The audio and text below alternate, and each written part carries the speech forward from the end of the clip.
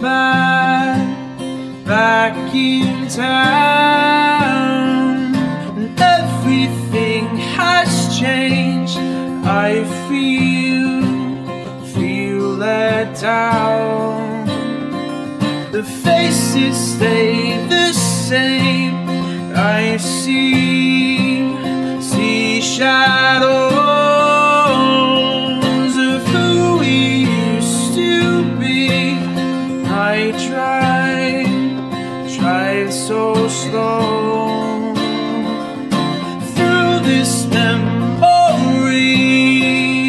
when we were only kids, and we were best of friends, and we hoped for the best and let go of the rest.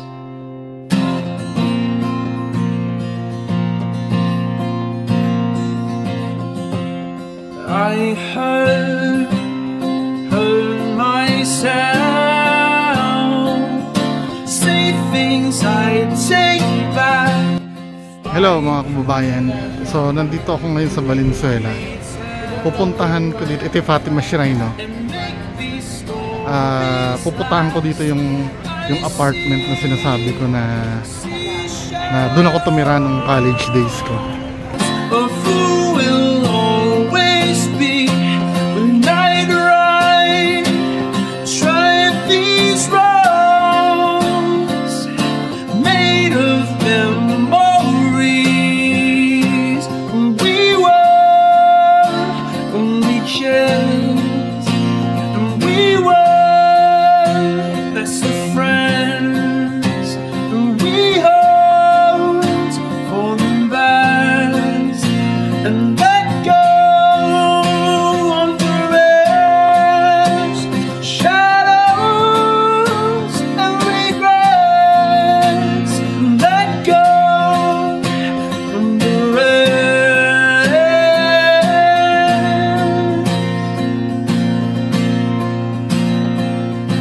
Everything has changed. The faces stay the same. Everything has changed. Nung araw, ayan o, ganyan na itsura ko nung araw. Ganyan na itsura ko nun. Ganyan na uniform ko nun. Nung araw, di ba nangungupahan ako? Hindi pa ako pinapadala ng pambayad ng rent. Ang ginagawa ko, mga men, dito ako nakaupo hanggang alauna ng madaling araw. Hinihintay ko muna na na matulog yung landlord bago ako umuwi ng bahay para hindi niya ako makatok. Brings so much memories. Alam mo nun, kaya hindi ako nabila ng kotse nun dati. Kasi yung bahay namin nandyan, yung school ko dito lang. As in sa loob na ng school, pagka inano mo yan, pagka diniretso mo yan, ano ng school, ayan o, pag dinire-diretso mo yan, ayan o, Fatima University na. So excited ako. Punta muna tayo doon sa lumang bahay namin. Ano kung sino nakatira. WWE pala dito eh. Ngayon dito tayo sa apartment na tinirahan ko dati nung estudyante pa ako. Si ate naman sabi ni ate nagbo-vlog daw. Ito yung apartment na tinirahan ko, wala na nakatira. Ngayon binalikan ko to. Diba? Perfect. Ito si Ate Wendy, dati kong kapitbahay doon. 'Di ba? Alam mo na namatay si Daddy nung dati, no? Yung ano, may nararamdaman ka ba diyan dati? Siyempre, 'di ba? Diyos ko, ang dami kaya. Dami. O sige. Sa unang pinto. Kayo dito sa inyo, 'di ba si Ate mo nga may nakita pa doon? Oo. Kaya lang patay na rin si Maymay eh. Oo nga eh. Ay, nasabi ko tuloy. Sige. Salamat Ate Wendy ah. Sige, thank you. Nandun pa yung ano yung kinabit kong Baron Super Antenna nun kasi ayoko magbayad ng cable. Ito pasok ako ah. Ito yung mga nakatira dito. Shoutout. Anong pangalan nyo, te? Anong pangalan nyo? Kapitbahay ilang. Kapitbahay. Ayan sila, ate. Makita niyo ako. O, taga Samar. Anong name? Talugan. Sino sa Samar? Ha? Pag-ubukon to. Mamaya daw. Mamaya, pag alis ko, ate, sabihin ko. Dabi dilistaw kayo nandiyan ako. So, start tayo. So, ito yung apartment. Ito, mga kababayan ko. Itong unang pinto na to, dito nakatira dati sila Ate Wendy. Yung binisita natin. So, yun yung sa taas. Then, dito, si Ate Gloria, naalala ko. Dito si Ate Gloria. Ito yung nagbubuking sa akin eh. Si Ate Gloria. Kasi si Ate Gloria nun, ang gagawin ko, di ba, kailangan kong magbayad ng magbayad ng renta. Ang gagawin ko niyan, tatakbo ako sa simbahan, doon ako magtatago. Or kung hindi ako makapagtago sa simbahan, babanatan ko ng pasok dito sa loob. Isasara ko yung pintuan, tapos magkukulong ako sa loob. Yan ang gagawin ko dati noon. Magkukulong ako sa loob. Then dito, si Kuya Mike. So dito, si Kuya Mike naman nakatira dito. Dito ako. Nakikita nyo yung antena dun sa taas. Kinabitan ko ng antena to eh. Doon sa taas eh. Kasi nga, ayoko magbayad ng cable TV. Last days ng daddy ko, dito tumira. Dito. Buksan natin flashlight. Dito tumira. Naalala ko, meron akong sofa dito. Yan. Sofa. Nandyan dati yon. Then, dito yung computer ko.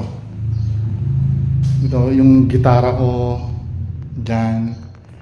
Then, meron akong paint dati dito eh. Parang graffiti ko dati. Ngayon wala na. Dito yung TV dati namin. Shit.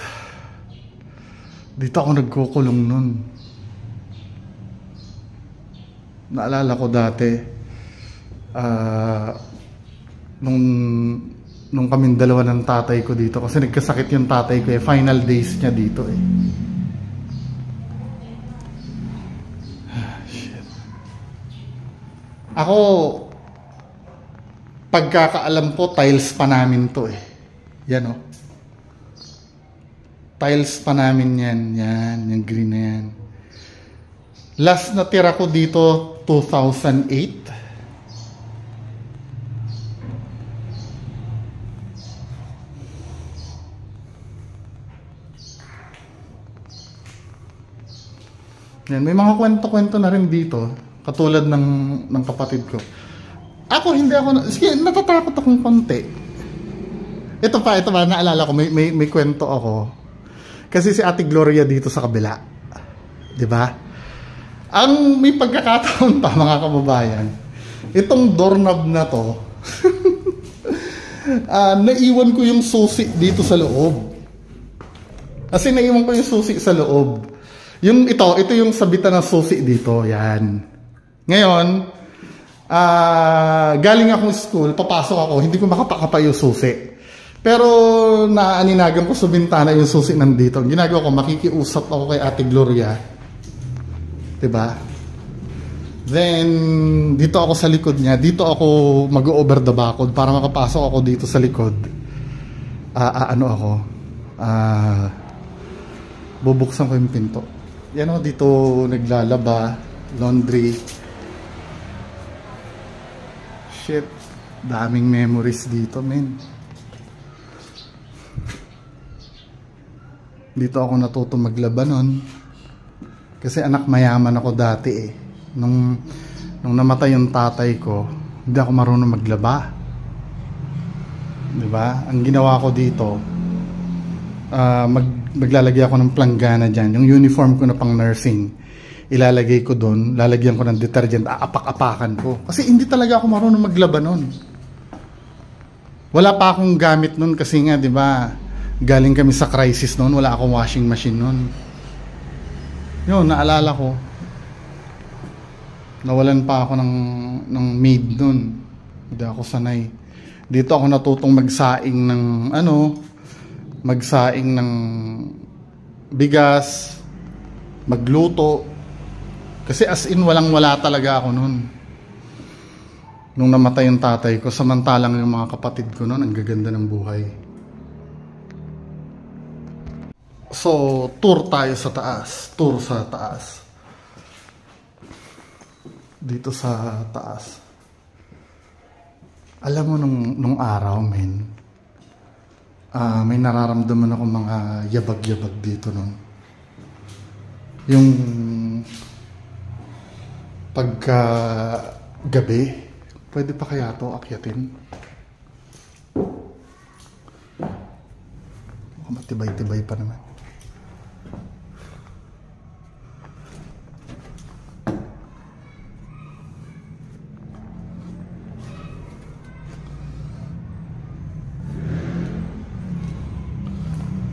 Nakakatakot, mukhang mahina na yung dito namatay yung tatay ko eh. Pwede pa kaya to? Delikado na. Ito yung kwarto sa kabila. Ito yung kwarto ko. Ito naman kwarto ng tatay ko. One time, ginigising ko siya dyan. Hindi na siya magising. Daddy, nandito ka pa? Nakakatakot. Baka hindi na ako kayanin. Gusto ko sanang pasukin. Tatanim na lang ang camera. Delikado na, men. Hindi na makakaakyat sa taas. Ano na siya, mahina na. Baka mamaya bumuslo tayo. So, time check. 6 PM pa lang ng hapon. Tatry ko ng kahit mga gabi-gabi madilim. May pag-communicate ako, baka nandito pa si Daddy. Daddy!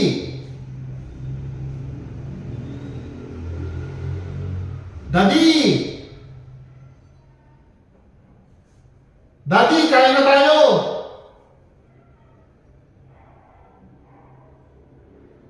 Daddy!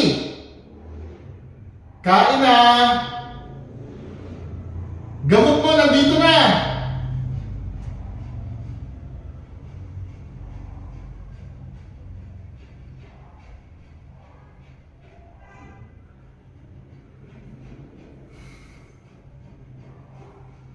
At peace ako ngayon dito, pero tingnan natin mamaya gabi. Meanwhile, tour muna tayo sa Fatima.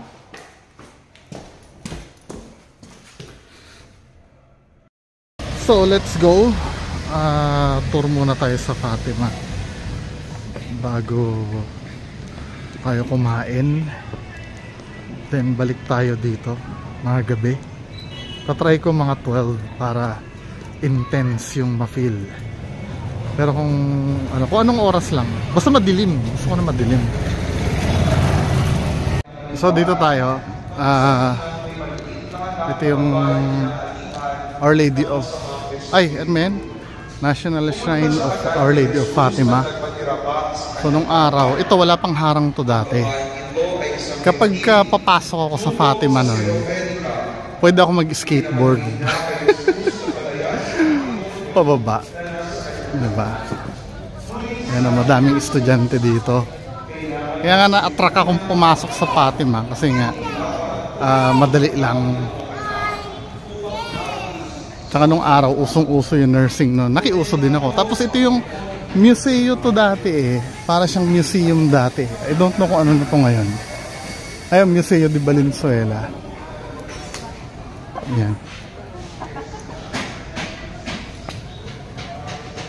So many. Nandito yung mekaniko namin nakatira. Si Kuya Ray. Nasaan ba yung mekaniko namin dati?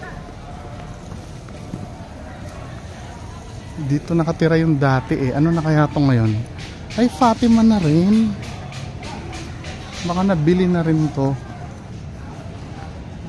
Talagang inari na ng Fatima tong ano. May pinapatay pa building.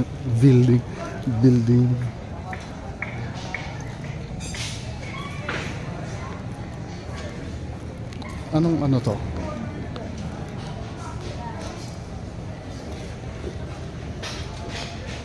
Seven-Eleven. Pero mamaya doon ako kakain sa goodies. Ito Fatima School na to eh. Ito yung Tamaraw building. Ah, St. Jerome na siya ngayon. Dati ay hindi. Tamaraw is yung nasa likod yata. NB to dati, new building ang tawag dito dati. Yung St. Jerome na. Daming cats. Fatima. Dito ako bumagsak sa ano eh sa chemistry dati kasi ako yung pinagbintang na nag-contaminate ng chemicals. Tapos ito dorm na.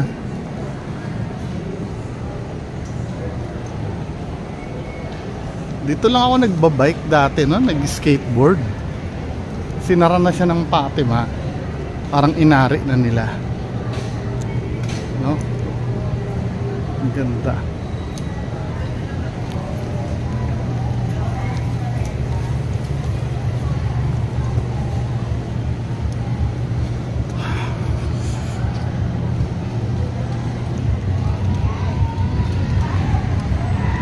Nung during my time, wala pang elevator yan. Talagang inaakyat namin yan paa.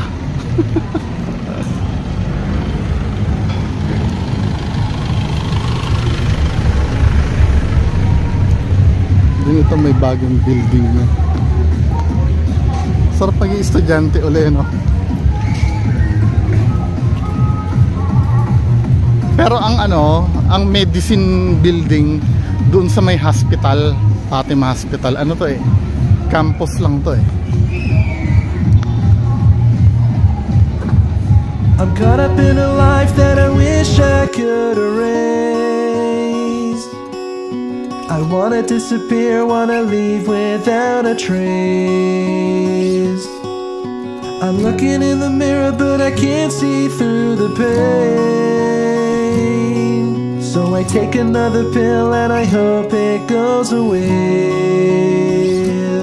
Cause my Ito sa Manotok sa Valenzuela, I do recommend dito kayo kakain dito sa goodies. Masarap ang bulalo dito, pati sisig. Nung araw, tatay ko nagja-jogging yun sa umaga. Dito kumakain. Dito madalas kong orderin yung sisling nila. Sisling sisig tsaka bulalo pata. Yan ang classic nila dito. Try nyo, masarap yun. So ito na yung sisig. Ito yung famous nilang ano, bulalo pata. Sarap. So nagre-ready na ako. Papasok na ako doon sa loob. Shit, para ako nahihilo. Hindi ko alam kung bakit. Ano eh, excited ba ako or ano?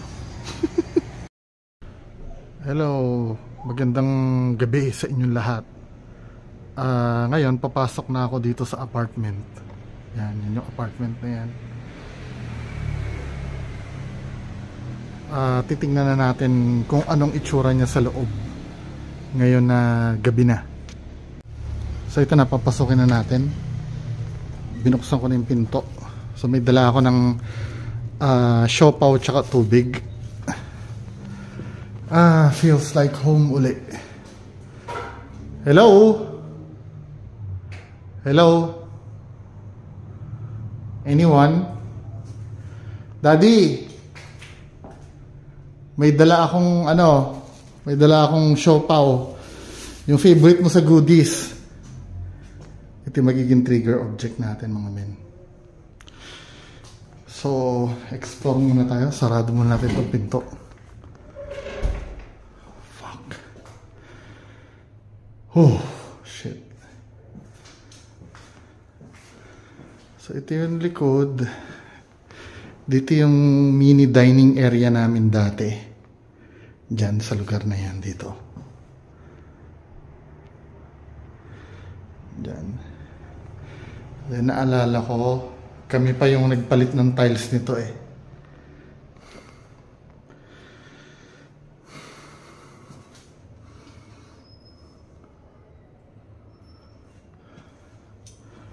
Then ito yung banyo. Ako yung nag-spray paint niyan. Logo ng Linkin Park. Yung toilet. Pati tiles. Yung tiles pa rin namin dati. Ito yung likod.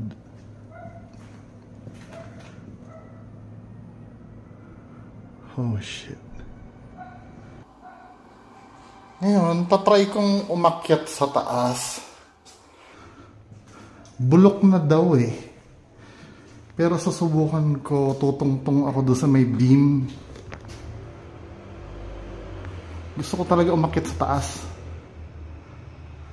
Kaya lang, mag-hold kaya to.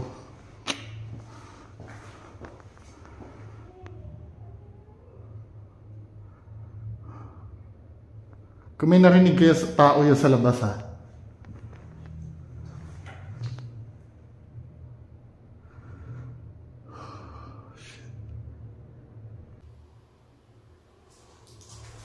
Ano yun? Naglagatok.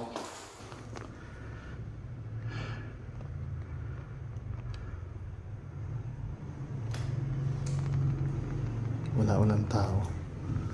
Pero tumunog siya.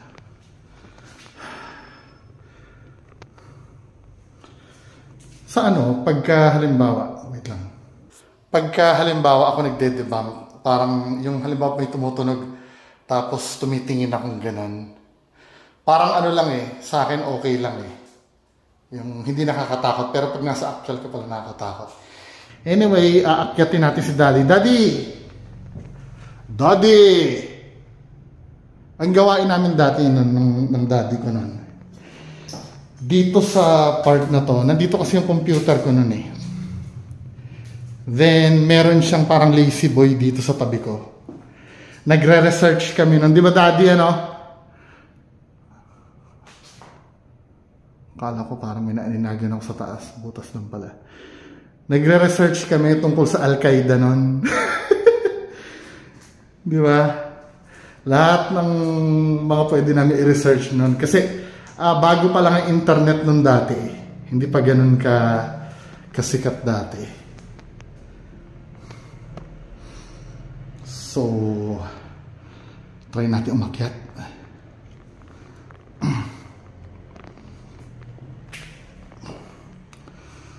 Oh shit. Saan kayanin pa ako? Medyo matibay-tibay pa naman.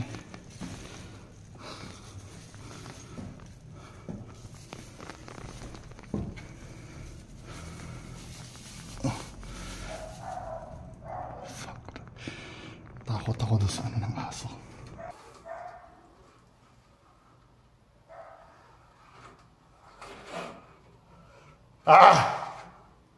Kala ko may kumakalabit sa akin. Ano lang pala, kahoy. Anyway.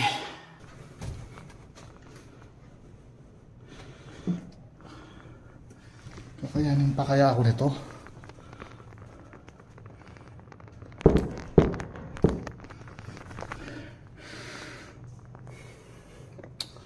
Masyadong malalim yung babagsakan pala. Tanim na lang tayo ng camera. Delikado. Not worth the risk.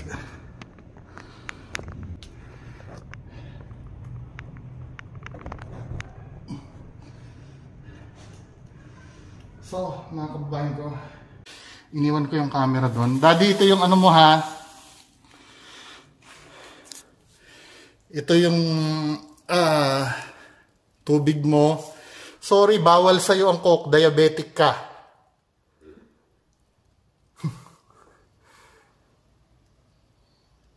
Ako lang ba nakarinig nun? Sorry, bawal sa'yo ang Coke. Diabetic ka.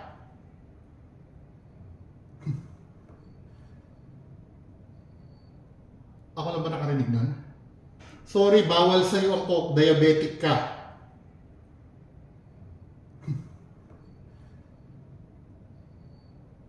Ako lang ba nakarinig nun?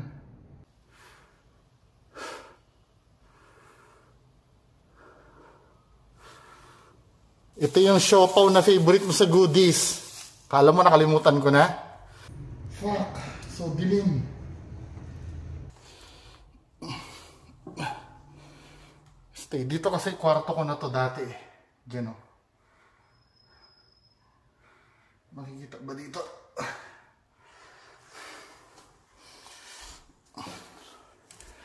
Nagtanim na lang ako ng camera doon.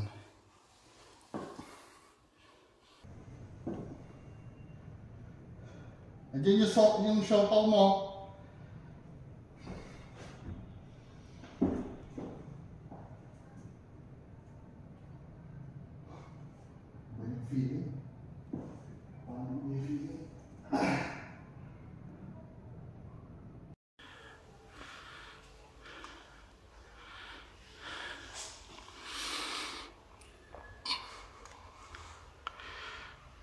Yung umaano sa nagbabrush sa harap ko kanina. Akala ko kung ano. Bumabagsak lang pala na. Masyado na kasi siyang luma. Hindi siya worth ng risk. Pero gusto kong pumunta doon sa kwarto.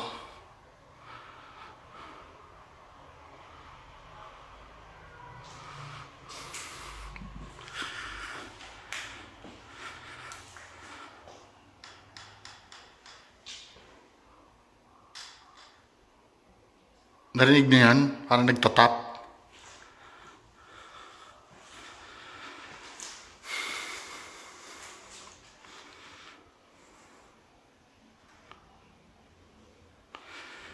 Iba na yung feeling ko, men. Nag-autofocus na yung...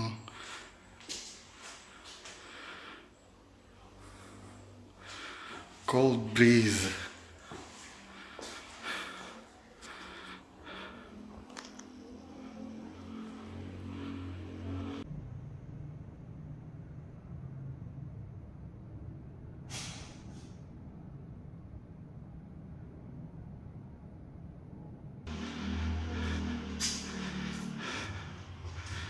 Dito ako na ano eh, itong pattern na to eh, akong gumawa nito eh.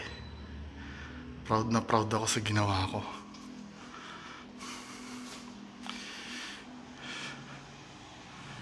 Ito may alulod.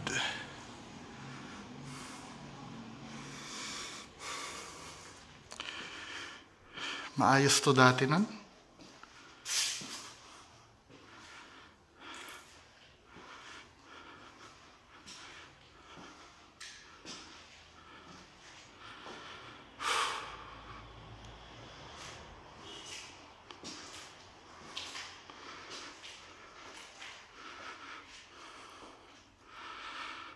Time check, 9:30 na ng gabi, mga kababayan ko.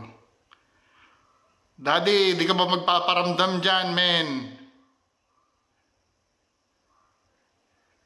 Minsan lang kita bisitahin. 12 years na palang abandon to.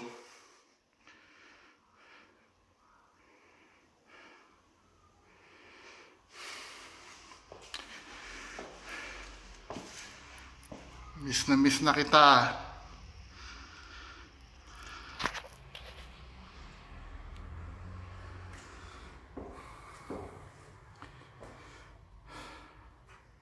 Baka may natatago kang kayamanan dyan na pwede mong ibigay sa akin.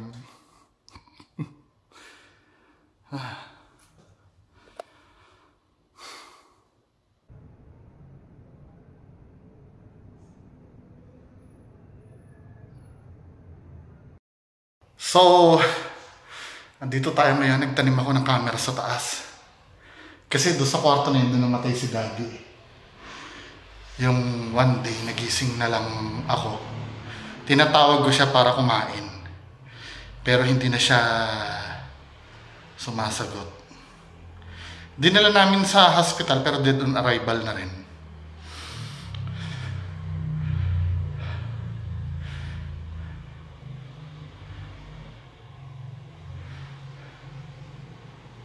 Daddy, tara na, mag-research na tayo.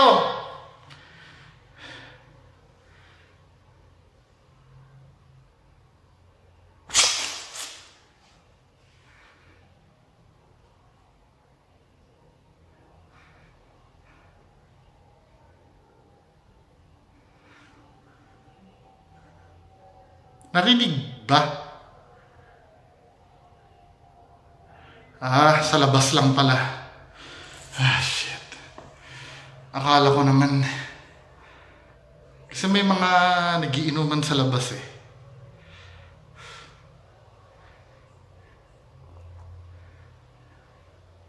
Pero gusto ko talagang gusto ko talaga umakyat.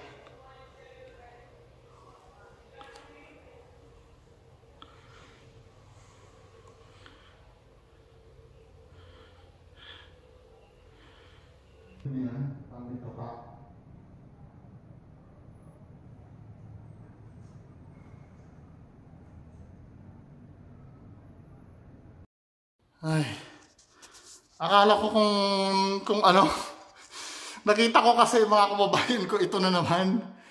Feeling ko parang may shit. Lahat di bankable.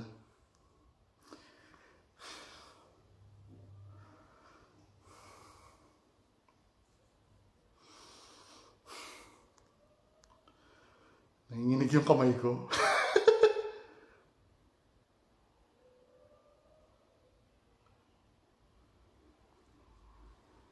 Ano, Daddy? Una na ako? Kunin ko ng camera, ha?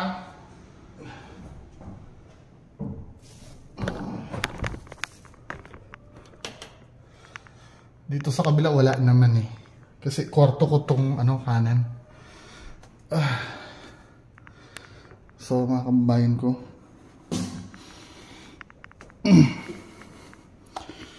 Oh shit. Enjoy mo yung siopaw mo, Daddy, ha?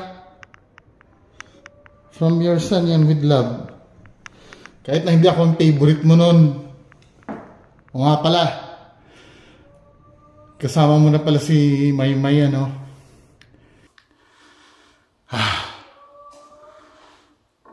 Wala lang. Favorite daughter mo yun, Kahit na ako yung naghirap sa'yo. Anyway.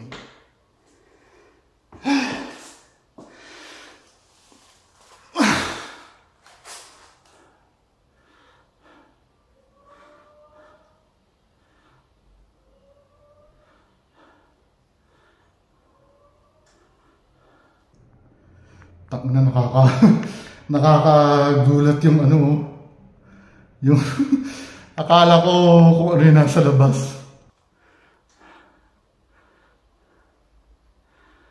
Sige, Daddy. Gabayan mo ako, ha.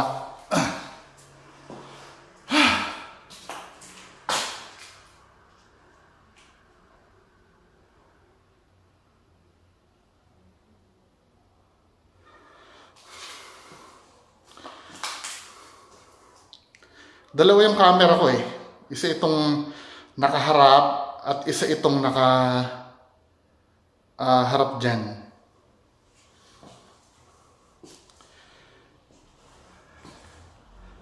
Daddy? Kahit isang kalabog lang. Kahit isang kalabog lang.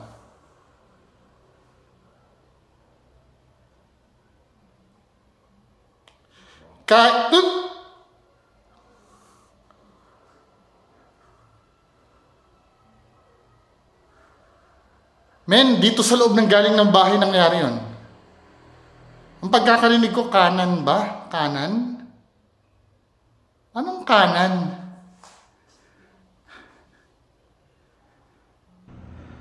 Kahit isang kalabog lang.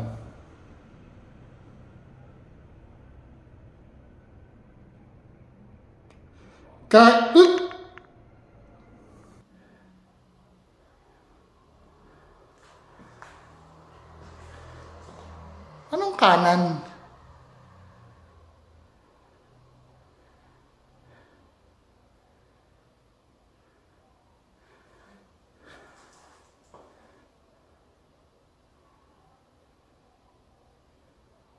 Kanan? Anong kanan? What do you mean kanan?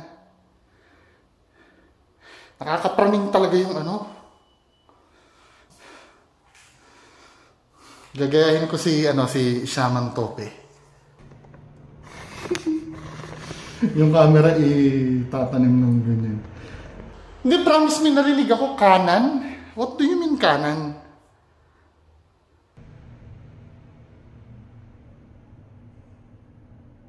Makapal yung boses niya kanan.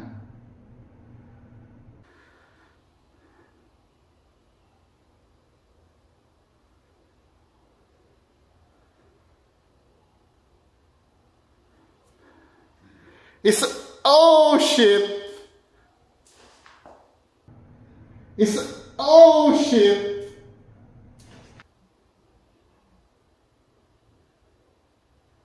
I'm out. Kailangan i-review ko yung ano. Tangina, ayoko na. Daddy, thank you.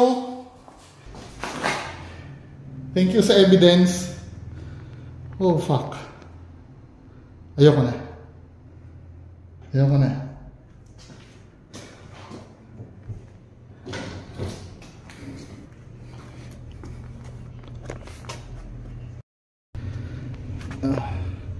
Meron akong narinig, clear as day. Ano, kanan? Anong kanan? Tapos nung bandang huli,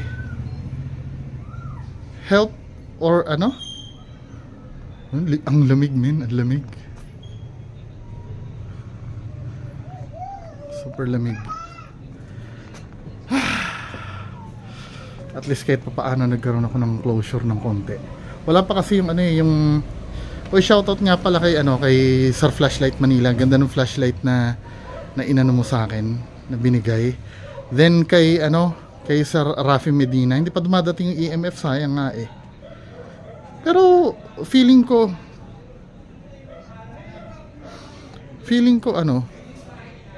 compelling yung nakunan ko. Feeling ko lang naman. I-review ko na lang, no, mga kababayan ko. Biglaan kasi ito eh. Akala ko kasi may nakatira na dito, yung pala hindi na nila pinaupahan kasi nga nasisira na yung bahay.